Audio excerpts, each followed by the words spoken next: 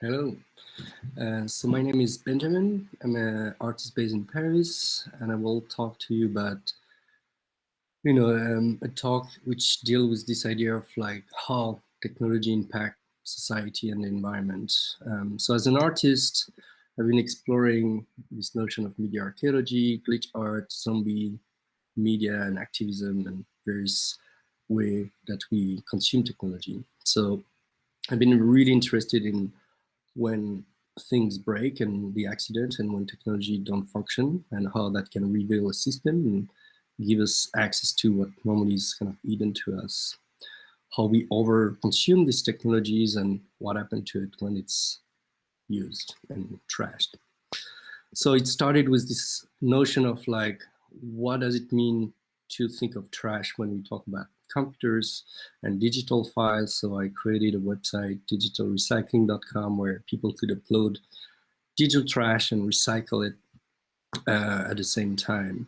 And this got me into kind of exploring what the notion of glitch and glitch art and how, corruption of data is also a way of revealing a system and file compression and file format. And you can use this in various forms.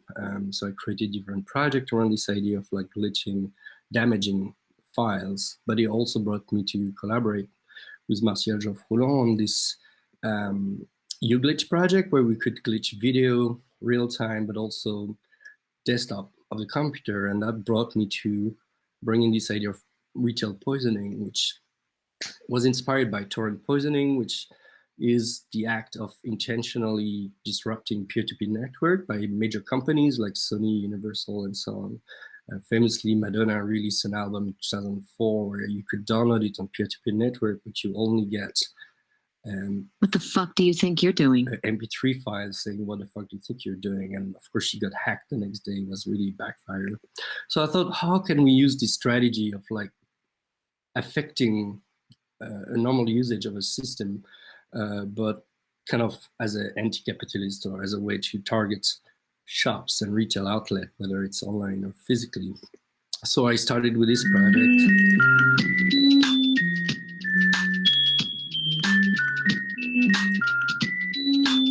So here I go to the Apple Store back when it was still possible to do such thing and install my own Safari software and replace Safari on the local machine with mine, which glitched the entire screen.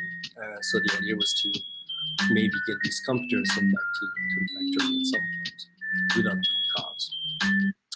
So this idea of retail poisoning became a series of workshops where we, for example, went in stores and replaced the iTunes cards with €0 Pirate Bay cards or physical ad blocker where magazines that are, or newspaper that are normally free gets hacked. And this is another project of kind of physical ad blocker on the street. Student hacking the dash button from Amazon to tweet against Jeff Bezos, inserting fake brands into shops and so on, or adding SD card cameras to give them a new meaning, if you want. So this got me, interested in hardware and electronics and how could I change the existence of electronic devices, knowing the amount of electronic waste available out there. And this started back in 2005 when really it wasn't such a topic. So I've been running workshops around e-waste called the e-waste workshop where people can hack and make new from old devices. And this brought to a project called Reflect Media, which is collaboration with 3 other artists, where we build this giant line of obsolete technology that are kind of talking to each other and somehow creating a visual landscape, an audiovisual landscape. So this project was made throughout many iterations, and we every time change the kind of tech we use for it. This piece of this piece of kind of broken tech, which is a Kindle from Amazon, was then became kind of another retail poisoning strategy where I would sell them back on Amazon as broken tech, just laser engrave and sign in back. So this is, for me, an interesting piece because it's a media art piece that doesn't need battery or electricity. More recently, I've been exploring a more practical use of kind of old technology with Jérôme Sinclair, where we turn the old French Minitel into a device that you can use to go on the internet and access many games and features. And we then install it like an Apple Store, but with old Minitels. So after exploring, this notion of failure and glitch and trash and recycling and various aspects of remix culture, but really focusing kind of a hand life of technology, so the dead media, if you want, or zombie media, I got interested in expanding that research to something that would, embrace more aspects of the impact of technology. So this is where I got interested in the life cycle assessment, which is called cradle-to-grave. And basically it's looking at all the aspects of creating technology. If you want it to be sustainable, you have to think about, the design aspect and the extraction of minerals, their transformation, factory rights, transport, and so on. So I will go through some of those issues and then give you how we kind of explore those research through different events. So in design of technology, there are many biases that we can think about. Some of them are racial. This is a project that addresses, face tracking algorithm and how they don't see Black people. Tabitha Racer is an artist from South Africa, and she's been working on, the internet as a colonial space and how the infrastructure actually of the internet is using the same line as the slave trades. So there are many interesting references on these topics. Here's some books that I would highly recommend. I will share this presentation as PDF for those, because we don't have time really to go in details on each of those presentations. I think Caroline is presenting as part of this event also. She can talk more in details in research on the more feminist aspect. People work also on energy, and in that case, Bitcoin mining with wind power energy, or using solar energy for 3D printing with sand. And of course, an aspect of design bias is the obsolescence, planned obsolescence of technology, and this is something I've been exploring by practice. But you can see here some very interesting books on those topics. Extraction, of course, is a big problem. We talk about technology like coltan, we know about those, and lithium and so on. So this is some work that try to address the notion of oil, for example, with 3D printing. Here's another project that also explores oil in Iran. Here's an artist that tried to extract iron from plants that are growing in highly polluted environments. I've been also exploring mining of technology by shredding computer cases recently. It was also during confinement, so I had to figure out a way to get myself focused on something which made sense during confinement, to destroy technology and shred it and melt it. So this is a series of work on that topic. I would also recommend those readings that are really important to understand issues of kind of environment and colonial past. In transformation, there's an amazing project that some of you may probably know. It's called the TOSI project, that address how we are disconnected from being able to produce even the raw material that we need to make anything today. The production of technology has many impacts on workers' condition, but it's also a space of amazing creativity. And this is a really interesting research project that explore those kind of amazing phones that have very unusual feature design in China. So when you talk about making, I like to talk about critical making. This is a really interesting zine that you can download on the topic. Transport is a big issue, of course. Shipment is a documentary that addresses containers and their impact on the environment and society at large. Marketing is also, of course, a big important aspect of our kind of overconsumption of technology. Adam Curtis has this great documentary on the topic, and I highly recommend it.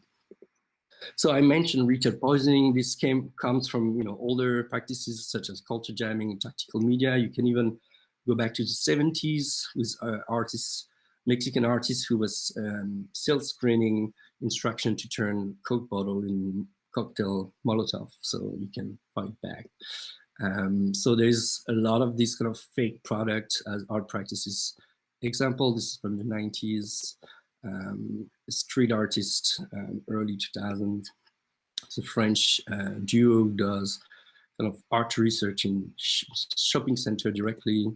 Those are artists doing kind of performance in IKEA spaces from Germany. Evan Ross, one of early work where he made stickers suggesting that you would not buy any movie or software back when it was still possible to buy them in shops, but then instead just get them online for free. Culture jamming is kind of really direct action on advertising and billboards, where you can change their meanings. So this is kind of from the 90s on to more recent projects, and people exploring consumerism culture to the darknet with the Media Sputnik. I'm going really fast, but I will again leave those references at the end. This is an interesting project where a website was created to make Google buy itself through the stock. So buying ad spaces that would then buy stock and Google would buy itself. And of course, the idea of both growth or degrowth is really important if you want to rethink how we deal with our limited resources and going away from this linear system. In consumption or usage of technology, we have also, of course, addictions, and we know, I think, a lot about these topics, but also the physical aspect is very important, the kind of pain that technology can affect us. So this is a very interesting project by Dasha Elina, who's also my co-director for another project we do together, where she creates self-defense move against technology, how you can protect yourself from phone addiction, and maybe help your friends fight it too. Of course, the question of surveillance capitalism is a big part of using technology today, and we know more about those issues through Snowden revelation or Cambridge Analytica scandal.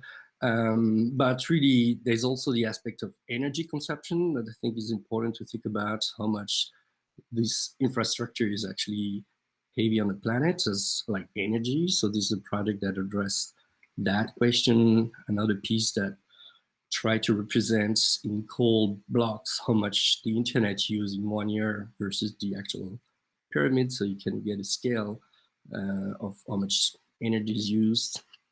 And then, trash. So technology, it's about 50 million tons of e-waste a year. Some of it is recycled, but really most of it is shipped back to China or India or Ghana. So this has really a lot of negative impact, but it's also something that people have been trying to change through the repair movements. Nicola Nova, I believe, is who will be presenting today, has been doing amazing research with Annie's blog on repair culture, and people fight back, like farmer in the US hacking their John Deere tractors so they can hack the firmware and run their own program in it. When we think about technology and recycling, I want to mention the idea of circuit bending, which goes back to the 70s. But e-waste is also a big source of mining. In 150 million mobile phones per year, in 1 million of these phones, you can extract 34 kilo of gold. So you can imagine it's a big market for that. And here's some French artists who've been exploring this idea of remelt or kind of reusing dead technology as kind of base for weapons. So in this idea of critical making and recycling, there's some very interesting research on Cuban creativity with technology due to resources or people creating their own paramill. This is a project from the Netherlands where they went to Ghana to build a car from scrap material. And this is a 3D printer from Togo, next to Ghana, where they made it entirely from electronic waste. So as a cultural producer, I've been exploring this topic broadly as a way to give a structure to a series of events. And those events have been then a series of talk and workshop and performance. Hashtag Dear Networks. Making crap out of garbage. So anything you draw becomes the waveform of the instrument. I mean, come on. Do you find that the script and the world aren't aligned anymore? Computing, extraction, Propaganda of innovation. Resilience and resistance. Poisoning. Extraction. pollution, Batteries. Fines. Stuff. Lol. La guerre technologique mondiale. So this is an event that happened in Paris as a small conference, and I've been since 2019 with Dashailina running an event called No School, Nevers, which is a small town in France. We had to cancel this year for obvious reason, but here's kind of an overview of last year.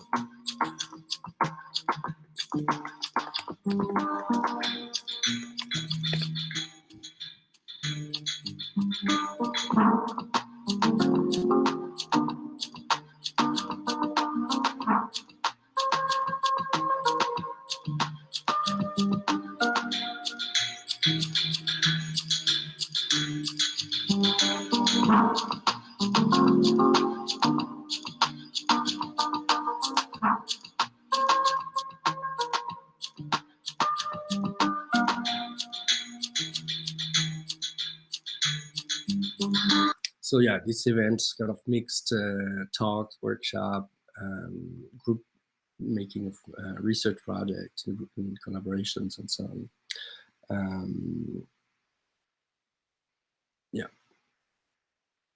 So yeah, to me, I see like this research as I mentioned at the start, from making a project to teaching to doing this kind of events is a way of bringing all this topic together with a broader group of people who have been, in their own way addressing some of those issues throughout the years. So we are hoping to run this again next year, maybe with masks, and it will be a bit different.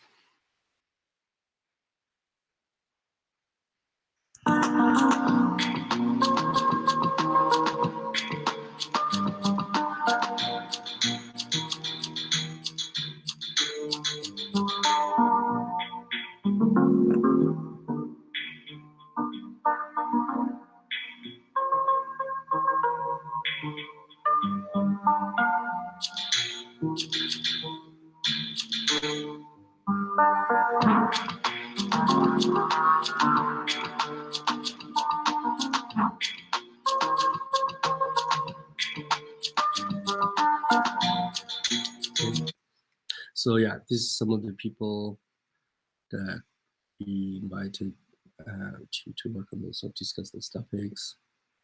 And that's where you can find me.